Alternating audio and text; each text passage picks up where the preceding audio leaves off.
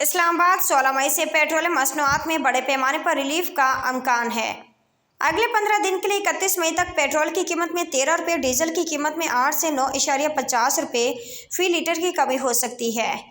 वजारत तवानाई के सीनियर हकाम ने दी न्यूज़ को बताया कि इब्तदाई अंदाज़ों के मुताबिक 16 मई 2024 से पेट्रोल की कीमत में 13 रुपये फ़ी लीटर और डीजल की कीमत में 8 से 9.50 रुपये फ़ी लीटर कमी का इम्कान है।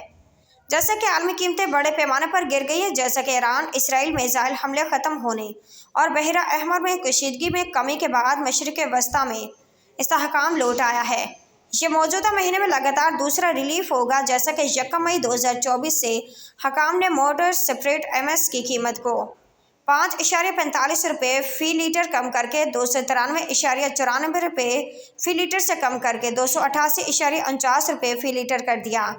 इसी तरह डीजल की कीमत भी 1 मई से 8.42 रुपये फ़ी लीटर कम होकर 290.38 रुपये से कम होकर 281.96 रुपये हो गई है।